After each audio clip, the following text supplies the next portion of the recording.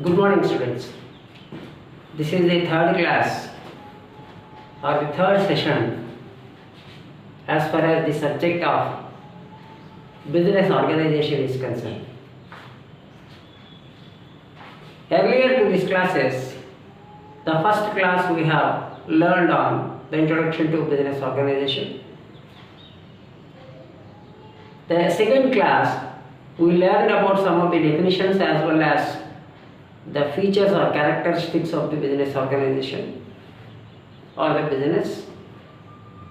In this class, we will learn about the different objectives of the business is concerned.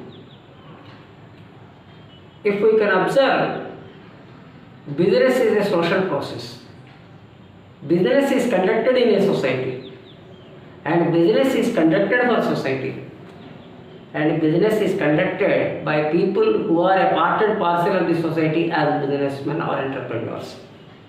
So in taking together as a whole, we can come to a conclusion that business is a part and parcel of the societal actions and activities. As per our discussion, we can divide the objectives of the business under 5 categories. The economic objectives, the human objectives, the social objectives, the organic objectives, and the national objectives. Let us go one by one what actually these objectives will contain and how this become an objective of the business. The first one we take the economic objectives. As earlier we have already understood that business is an economic activity where the resources and money is involved. That activity is a part of economic activity. If we recall the definition of economics given by Adam Smith in the wealth definition, who is the father of modern economics, who stated that economics is the science of studying the production and consumption of wealth. How the production and consumption of wealth will happen in society. The one and only mean to the production and consumption of wealth in the society is the business. So naturally, by default, the economic objective has its vital role as a part of the objectives of the business organization is concerned. So under the economic objectives, the first and foremost thing, profits. We have also discussed earlier that the chief objectives of any business is profit maximization and wealth maximization. Out of that, the utmost priority in the initial stages of any business is the profit. So without profit there is no survival. At the same time, the profit should be a justifiable profits also. So the profits, earning and sustainability on the part of the business is supposed to take place through the earning of the profits. So without profit, we cannot call any action activity as a business. So profit earning is one of the objective which comes under the economic objective. Next one, production. As I already stated that in the economics definition, Adam Smith, who stated that economics is a science of studying the production and consumption of wealth. So the production means amicably using the factors of production. What are the factors of production? Land, labor, capital and organization or enterprise. So all these resources putting together in a perfect manner as a combination will get the production. That's why they are called as production factors. So production is also a part of the economic activity because there is a expenditure associated with the buying and consumption of the production factors by the business entity. The creation of goods and services is possible only through the production. So the production is also a part of the economic objective. Next, after producing, what is to be done? Consumption. So for consumption, what is required? Marketing.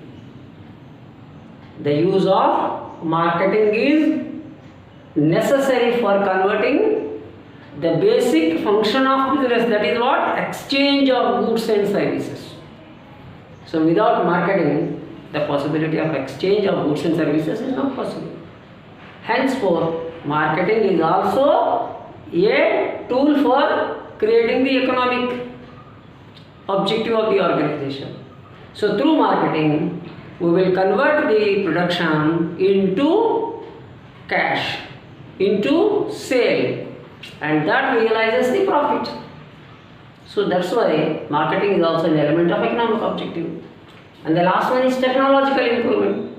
Continuous improvement in technology is essential for upgrading the products, upgrading the delivery of services, creation of services, such that the needs, wants and desires of the customers or the consumers or the people in the society, which are very much dynamic from time to time and changeable and changing from time to time.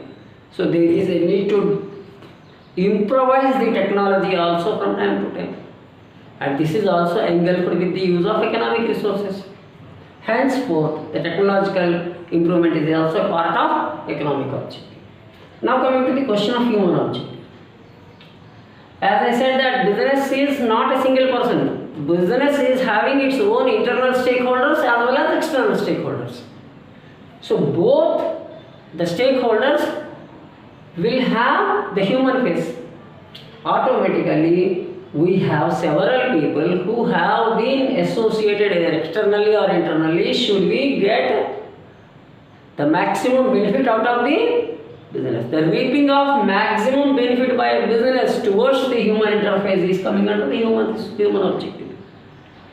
That's why employee welfare, who are the employees of the organization, who are working within the business operation, should we get their welfare from time to time.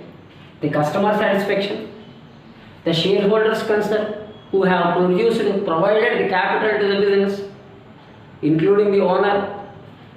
The ownership should be happy while investing. The appropriate rate of return on their investment should be there.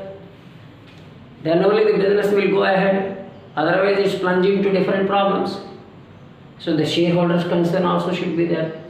And at the whole, it should help the government of the country, such that the government should feel happy by the business organization that it takes care of the society and helps the government in getting the social concern. Now coming to the question of the social objectives. The businesses should take care that the extensive use of resources should not create the scarcity also. At the same time, the business should make the other businesses, the output of one business is the input for another business. Henceforth, the availability of goods and services are possible through conduction of businesses. Tomorrow we will go for the classification of business. Then we will cover how these businesses will function in that. Next, employment creation. The business organizations will develop sources or opportunities for employability. The next one, standard of living, by way of performing the business activities. The upgradation of the lifestyle of the people, the upgradation of the health of the people, the upgradation of the living standards of the people will take place continuously. If you compare the earlier days business and today's business, and from today's business to the next coming days business, there is a gradual improvement, and the standard of living is possible through business only. The next one is organic objective. Here, organic objective in the sense, the existence of the organization, organically, survival. It is the first and foremost. Until and unless there is survivalness, the business cannot promote its actions and activities further and further. So the survival of the business has not only induced the survivalness of its own, apart from that, the society, the internal and external stakeholders of the organization survival also. The growth and development from earlier level to next level to next level, and it goes on enhancing its scope and nature from time to time. The recognition and prestige, earning of goodwill, earning of image, brand image, so and so forth. Everything is also a concern of the organization. That's why it comes under the organic objective. The last one is national objective. Economy. What is an economy? It is an economic systems compliance. So economic stability is created through business. Until and unless the economic stability is not created, the business survival is problem. Development of small businesses. As we already understood that it is not possible by the government to provide 100% employment to the people of their country. So by establishing small business units, by developing the small businesses, much of the employment requirements on the part of the country's human resources could be consolidated, and henceforth the small businesses establishment is a part of the national objective from the business point of view.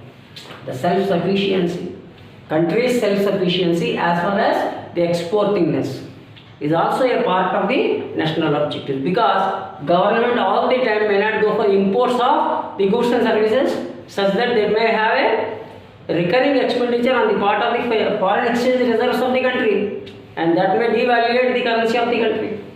Henceforth, the self-sufficiency and exporting also to be the one of the objectives of the business as a national level.